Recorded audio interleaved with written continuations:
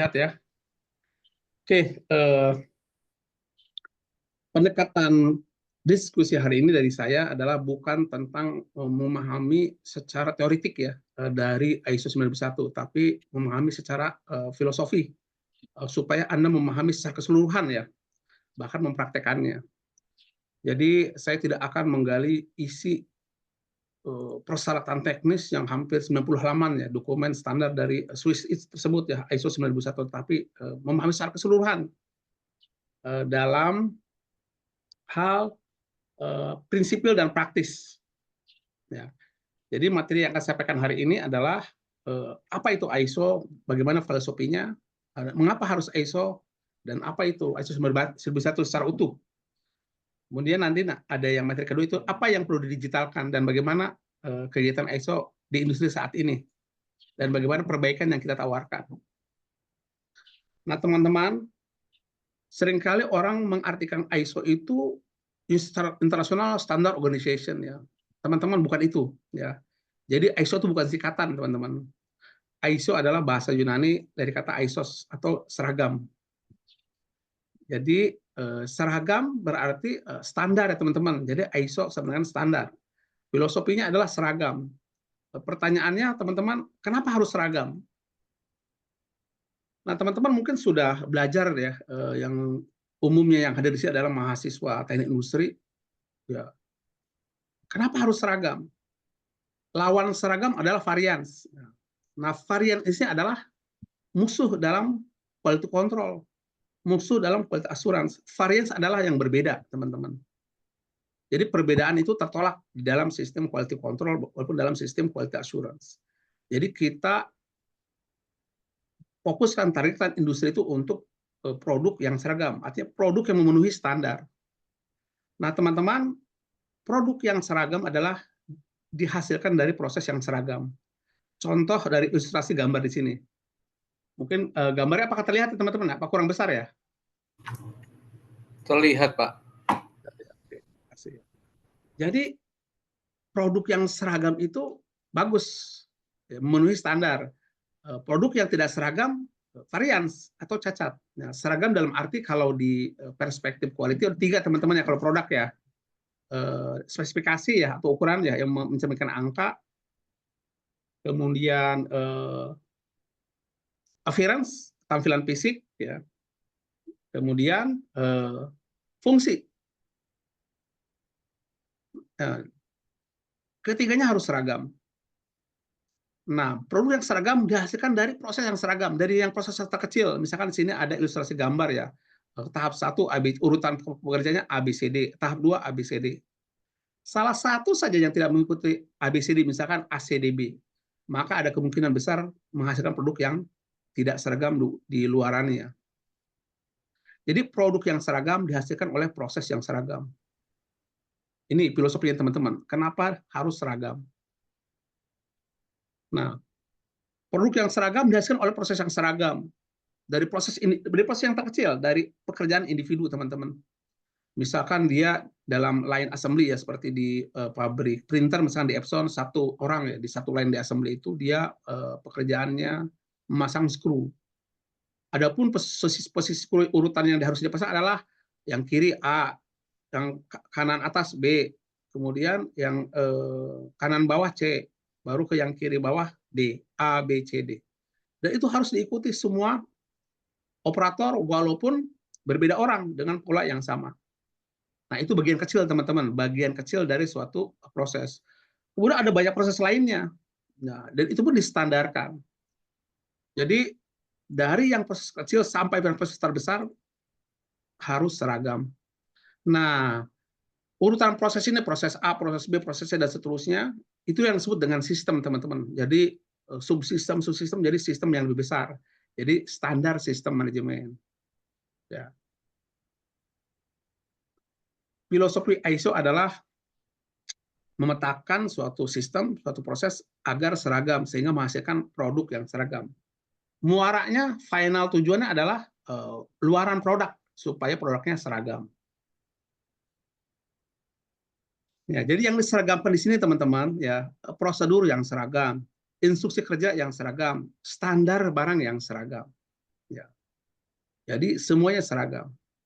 Walaupun secara mendasar tidak ada produk yang identik sama. Tetapi yang dimaksud dengan sama dan seragam ini tentu saja ada toleransi ya teman-teman. Misalkan standarnya seragamnya dia tebalnya plat baja ini harus 2 mili. Nah, dari 2 mili ini ada namanya itu toleransi ya. Toleransi keseragaman misalkan 2 mili plus minus 0,1 mili. Jadi 1,9 sampai 2,1 mili. Nah, itu yang disebut dengan keseragaman. Produk yang seragam berasal dari proses yang seragam. Proses yang seragam dari sistem yang seragam. Jadi sistem itu seragam dengan apa? Ya, dengan prosedurnya seragam, instruksinya seragam, dan standar kualitasnya seragam. Jadi contohnya apa yang lebih besar? Contohnya prosedur, ya, prosedur pembelian. Ini cara membeli barang seragam, mau membeli komponen A, mau beli komponen B, misalkan urutannya, dia harus melakukan pemilihan pemasok. Cara memilih pemasok juga ada prosedurnya. Setelah pemasok dipilih, maka dibuat misalkan partnya trial. Setelah trial dan seterusnya sampai barangnya supply disetujui oleh kita sebagai customer-nya. Nah, prosedur pembelian ini harus seragam teman, mau barang A, mau barang B, mau barang C ya. Itulah disebut dengan prosedur pembelian. Ada lagi prosedur gudang, dari prosedur penerimaan barang, prosedur pengiriman barang dan selanjutnya. Prosedur produksi, prosedur pemesanan, prosedur penerimaan barang ya. Ini adalah keseragaman sistem. Jadi prosedur itu alat dari sistem untuk menyeragamkan proses teman-teman. Nah, inilah substansi dari ISO 9001. Menyeragamkan proses melalui prosedur, teman-teman. Ya. Prosedur pembelian, prosedur gudang, prosedur produksi, pokoknya prosedur. Seluruh prosedur yang dibuat oleh perusahaan. Ada sebagian orang yang mengatakan bahwa ISO 9001 itu ya prosedur-prosedur, ya itu tidak salah juga. Kalau pemahaman perspektif dia adalah pusat sentral dari pengaturan sistem. Tidak selalu dia mengatakan bahwa ISO 9000 itu prosedur-prosedur. Tidak salah mengatakan hal itu. Tetapi kurang luas ya teman-teman. Tapi faktanya memang seperti itu. Jadi ISO 9001 dianggap sebagai kumpulan prosedur-prosedur yang mengatur kegiatan dalam perusahaan. Nah teman-teman, saya ingin tanamkan di benak Anda bahwa berbeda ya teman-teman, instruksi kerja dan prosedur. Ya, kalau prosedur itu terdiri dari instruksi kerja, atau terdiri dari proses-proses. Kalau satu proses ya instruksi kerja, tapi kalau terdiri dari beberapa proses maka prosedur.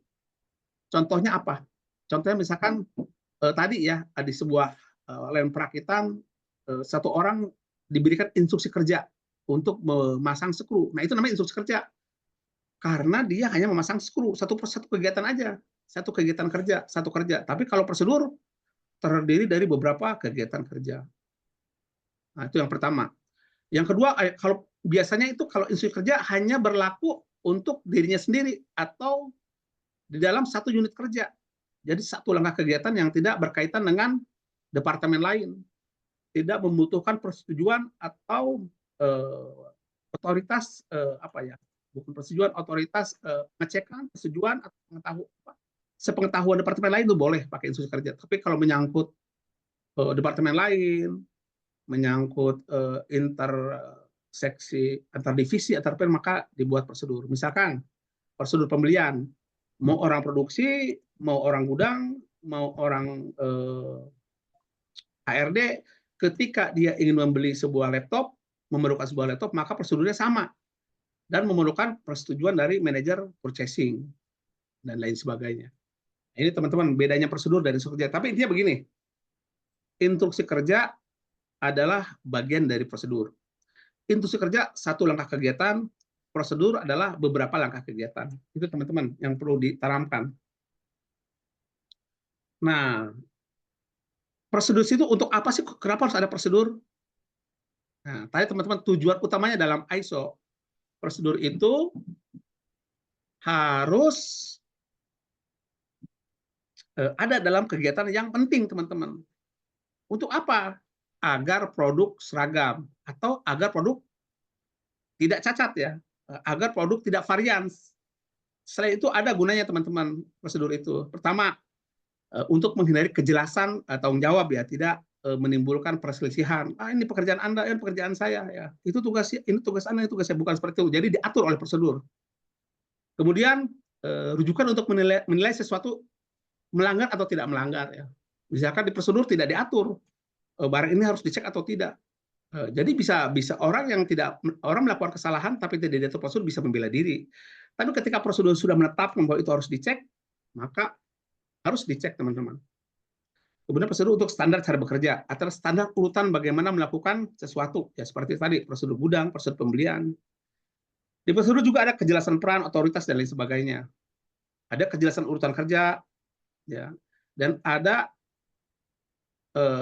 panduan ya untuk bekerja dan berinteraksi dengan departemen lain atau berinteraksi antar individu.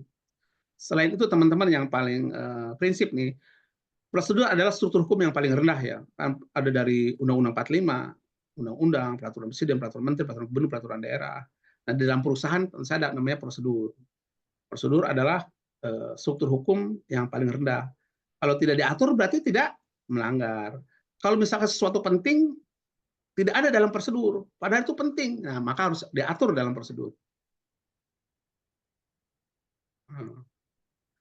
Teman-teman, mungkin teman-teman sering bertanya, dalam suatu organisasi, suatu departemen, suatu perusahaan, yang harus dibuat prosedur apa sih?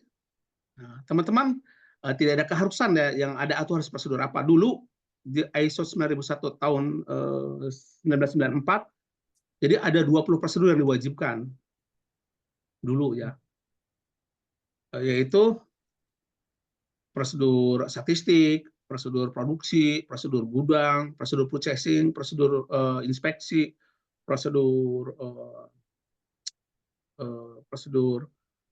pelatihan, ya teman-teman, prosedur manajemen view, prosedur semuanya ada, teman-teman. Semuanya ada, teman-teman, prosedur. Nah, sekarang tidak begitu, teman-teman. Prosedur ya dibuat sesuai kebutuhan. Kalau tidak perlu prosedur, misalkan prosedur untuk prosedur untuk izin keluar pabrik, ya, perlukah prosedur seperti itu, misal, ya. Nah, teman-teman, prosedur ukuran dibuat atau tidak, pertama adalah sesuai kebutuhan. Apabila misalkan di lapangan itu dibutuhkan, tidak ada kejelasan, maka harus dibuat prosedur. Yang kedua, segala proses, segala kegiatan yang mempengaruhi kualitas produk, teman-teman. Kualitas produk sendiri diartikan jangan kualitas tadi ya, spesifikasi, fungsi, dan appearance atau tampilan, tapi kualitas yang menyangkut secara luas. Misalkan kualitas ketepatan pengiriman, kualitas jumlah yang tepat, ya, jumlah barang yang tepat, kualitas pelayanan after sales, ya, atau juga pelayanan setelah barang diterima dan lain sebagainya. Jadi segala hal yang kualitas harus dibuat prosedur. Yang dicantumkan di dalam ISO 9001 bahwa prosedur itu harus ada jika kegiatan itu mempengaruhi kualitas. Dan saya tambahkan beberapa hal yang mungkin penting. Tadi sebagaimana yang saya terangkan tentang sesuai kebutuhan. Kemudian apabila misalkan di lapangan, teman-teman, ya, di kondisi nyatanya ada friksi, ya, yang muncul akibat ketidakjelasan. Misalkan barang yang dari customer, barang yang dikembalikan customer yang terima QC atau gudang atau purchasing atau marketing. Nah, ini harus jelas, teman-teman, ya. Seringkali orang tidak mau, ya, tidak mengindahkan ketika barang dikembalikan satu truk misalkan dari customer. Nah, ini ada perselisihan, apakah yang terima itu orang gudang, apakah orang marketing, apakah itu orang quality, dan apakah itu orang purchasing dan lain sebagainya. Nah, ini perlu ada kejelasan di dalam prosedur. Kemudian untuk menyamakan persepsi, teman-teman, ya, persepsi juga penting ini, ya, tentang segala sesuatu ini perlu atau tidak, ya, ini perlu apa, kegiatan ini ada atau tidak. Nah, ini juga penting. Makanya prosedur bisa dibuat dalam bentuk brainstorming, teman-teman. Kemudian untuk konsistensi agar cara bekerjanya sama, dan setelah itu adalah sebagai kebutuhan panduan bersama. Saya lihat di pengalaman saya di perusahaan, dulu saya masuk perusahaan, ya, saya tidak sebut namanya. Jadi apa-apa dibuat prosedur. Prosedur pemasangan banner, prosedur izin pinjam kendaraan, Prosedur, banyak banget prosedur teman-teman. Nah, hal itu diakibatkan karena tidak tahu pemahaman membedakan prosedur dan instruksi kerja. Yang kedua, prosedur dibutuhkan atau tidak ya.